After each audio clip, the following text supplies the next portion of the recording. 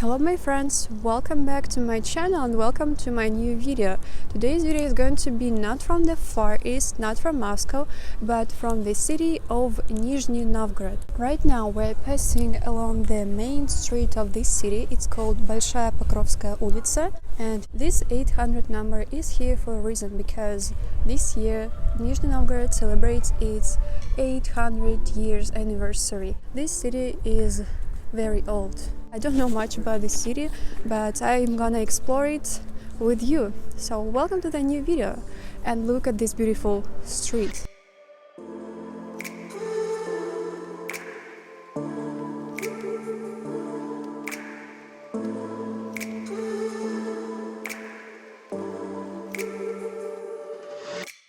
Nizhny Novgorod is a city located 400 kilometers east of Moscow, at the confluence of two great rivers, the Volga and the Oka. It is one of the so-called millionaire cities. It is the sixth largest city in Russia. In this video, you will visit the important sites of Nizhny Novgorod, see what it's like to commute to work, flying over the longest river in Europe, and you will accompany me to my VIP place at the celebration of the city anniversary. Tonight, I'm gonna meet my friend with her two other friends, and we are going to go to the concert. In honor of the city's anniversary, every week there are concerts of famous Russian singers and musicians. So today there will be a concert of Valery Mеладзе, a very popular man. So it's like a big event and all people are going there. And actually, guys, authorities learned that I myself came to Nizhny Novgorod, so they gave me and my friends VIP tickets. So we will be able to see the concert from a very good location. Let's go!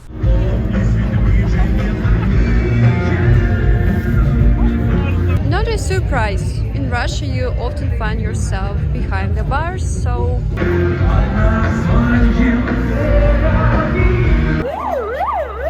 After enjoying the concert, we went for a walk through the historical part of the city.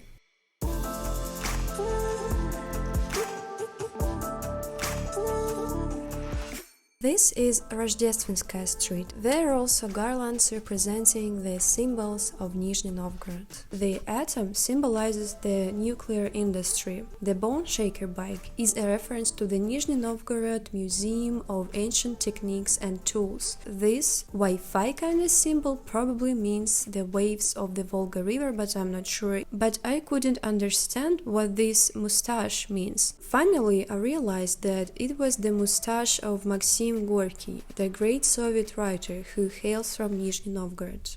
In 1932, the city was even officially renamed in honor of the writer, Gorky, but in 1990 it was given back its old name, Nizhny Novgorod. By the way, don't confuse it with Veliki Novgorod. These are two different cities.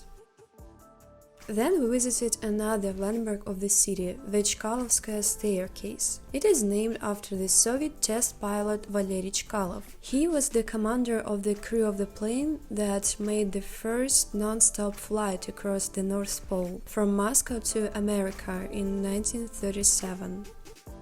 From here you can see the Volga River, and it is a good point to watch the sunset.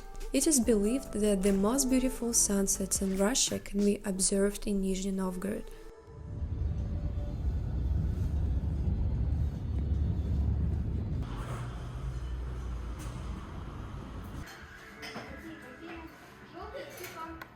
The morning of the next day, I'm fresh and energetic. And yes, now I'm in a гостиница, a hotel, if I can call it so. And now I want to return to the yesterday's party with my friends.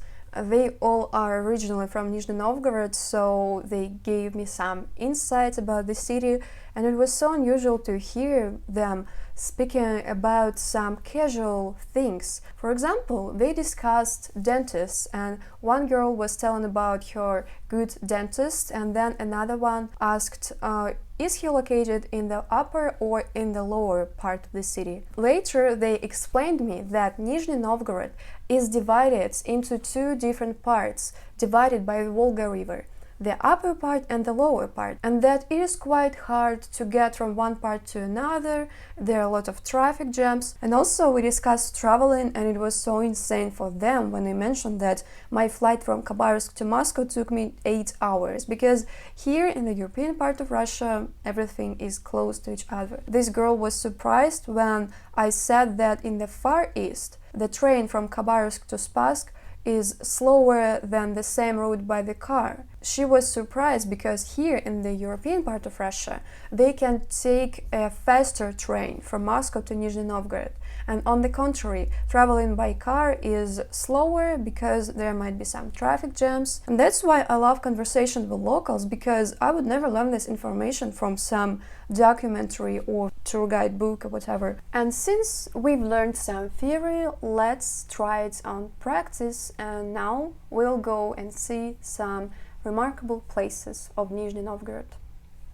Now we are on the Верхняя Volskaya embankment.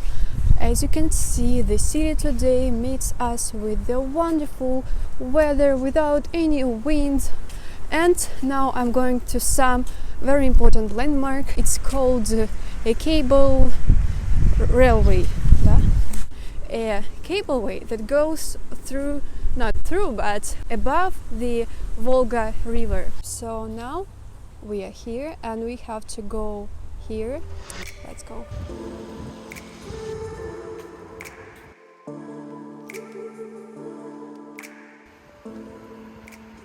I finally came to this station, but there's some construction there. Oh, what a beautiful day. I guess I'm not supposed to cross here. Probably it means that I have to go all the way around. Okay. The way to this cableway took more time than I expected. Maybe I should just take the Ferris wheel instead and show you the city from it. Oh, probably this is the station. No. Oh, look guys, I found a mosque. This is actually the first mosque in my life that I see. It also has cupolas, but they're kind of different. Oh my god, why I signed up for this? Look at this bench. Here it is, Nizhgorodskaya Kanadная дорога. Now I'm gonna buy the tickets.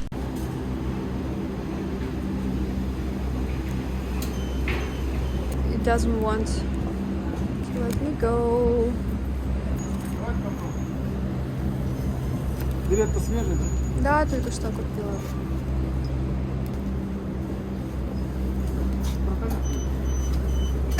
Уважаемые пассажиры, просим вас соблюдать масочный режим.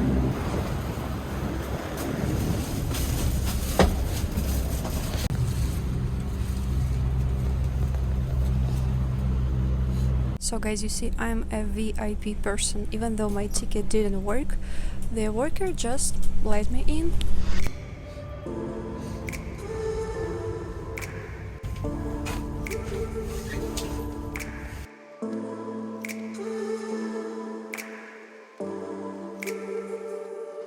It was a little scary to fly over the Volga in such a small cabin.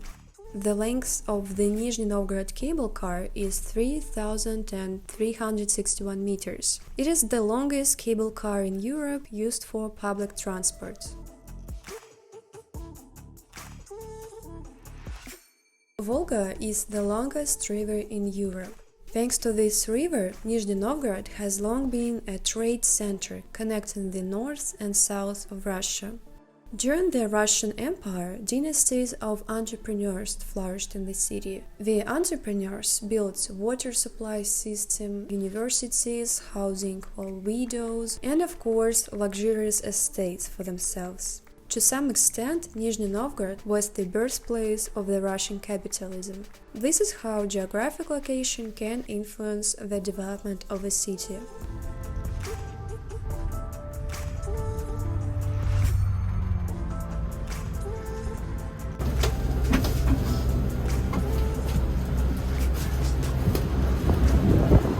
We finally arrived at the opposite shore of the Volga River, and it seemed to me that people in the car didn't share my enthusiasm because for them it's just their usual daily routine, and I was sitting here just, oh my god, filming everything. And yes, now we came to the city of Bor. It's actually a small town, and it is the satellite city of Nizhny Novgorod. And why we came here? Actually, for no reason, because the only purpose for me to come here was just to try out this roadway. Bor meets us with this Soviet panel building, another panel building.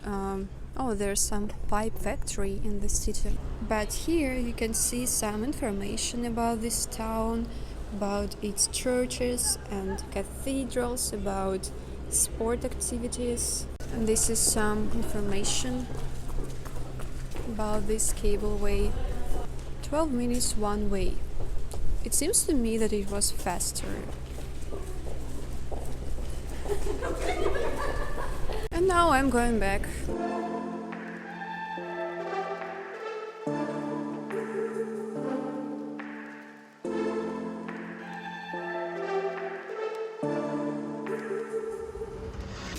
Уважаемые пассажиры, просим вас соблюдать масочный режим. Just imagine, guys, every day you are commuting over the Volga River with 8 people in a cramped car, and how people were making casual phone calls. Yeah, it's so unusual for me. Now I'm going to undertake 30 minutes walk towards the city center, and there I will meet my friends. Let's explore the city center.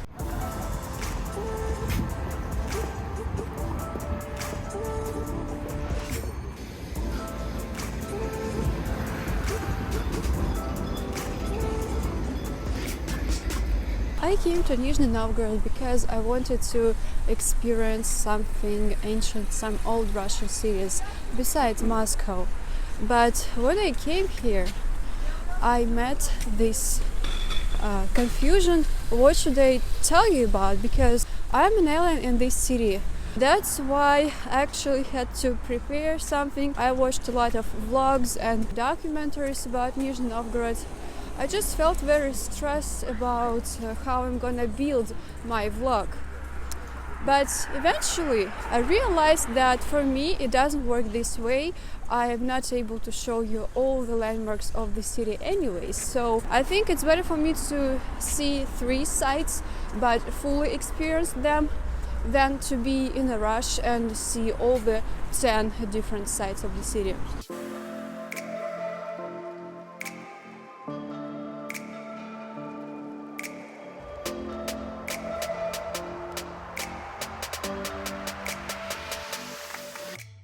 After that, I met my friend. She told me a lot of interesting things about the city, and we wanted to visit the Temp coffee shop because it is originally from Nizhny Novgorod. So we came to the coffee shop, but... And one of the local cafes I wanted to show you is this Temp coffee, but actually right now it's closing because the guy told us that they're going to make some renovation for a week. So yeah, guys, perfect time. I love it. Nevertheless, we still went to another cool cafe in the city center, and then we continued to explore the sites of the city. And one of them is the Nizhny Novgorod Kremlin. The Kremlin in ancient Russia was the name of the fortress that surrounds the city center. The Kremlin in Nizhny Novgorod, still wooden, was erected in 1221 by the Grand Prince of Vladimir, Yuri Всеволодovich, and this year is considered the date of the founding of the city. Under the rule of Ivan III, Nizhny Novgorod was a guard city. It served as a place for gathering troops for Moscow's actions against the Khanate of Kazan. With the fall of Kazan, Nizhny Novgorod Kremlin lost its military significance and Russia continued to grow eastward. Today, the Kremlin is a very popular place, and unlike the Moscow Kremlin, here you can even walk along the territory. And actually the territory is very big and you can walk here as long as you want. There's a temple, old helicopters and planes. It's like a park just in the middle of a fort. and here there is a tank of the Second World War times, and this is the fort. This is the only fortress where you can walk inside.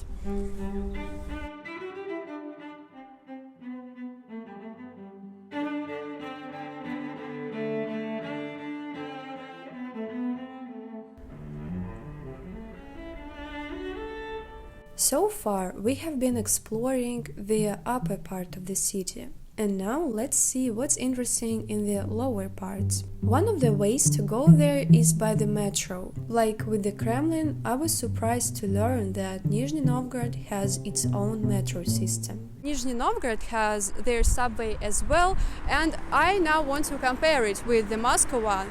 Let's go! The first launch site of the Gorky metro was opened in 1985. This is how the metro map looks today. But in the beginning, it operated only in the lower part of the city. In the 90s, the USSR collapsed, and for about 30 years, the city's budget had no money to continue the construction of new stations. The metro was unclaimed and suffered losses.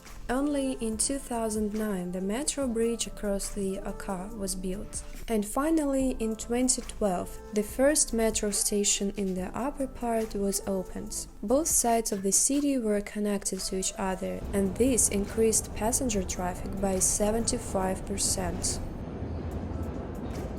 This station that we just arrived at is called Strelka, an arrow, and it was finished in the year of the World Football Championship in 2018. One more thing that reminds us that 3 years ago there was the championship is this dog. It's called Zabivaka. This is the Russian symbol, and the blue building behind it is the famous Nizhny Novgorod arena. It was built specially for the games.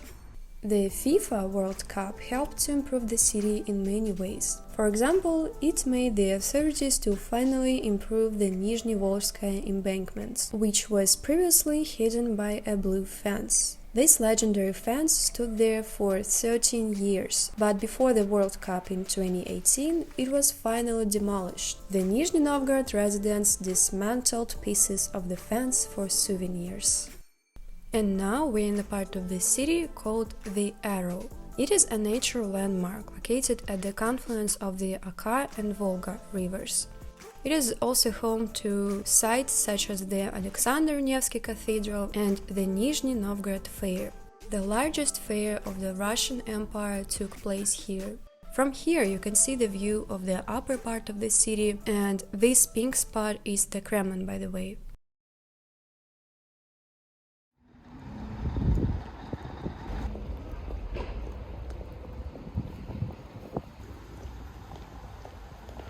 I wonder, what if you start rolling from here to the bottom? This would be fun.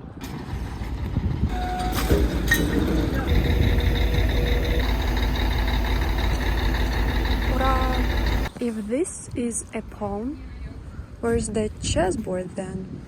Why all the road signs here are covered? Why do you hide the truth?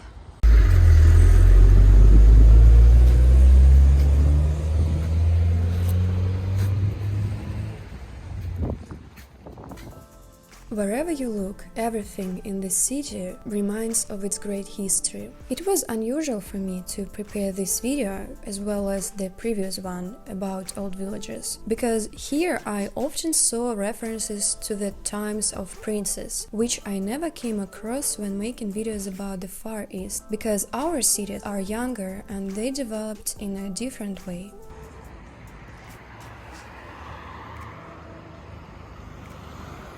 There are many attractions that you will find interesting if you come here, but after spending several days in Nizhny Novgorod, my impression was rather negative. Living in the Far East, I thought that the closer the city to Moscow, the more developed it is. But it turned out that Nizhny Novgorod is like another Khabarovsk for me, with the same problems or maybe even worse. If I wanted to move from the Far East, I would go directly to Moscow or abroad. Anyway, it is time to continue my journey, and now I'm going to the lower part of the city again, to the railway station.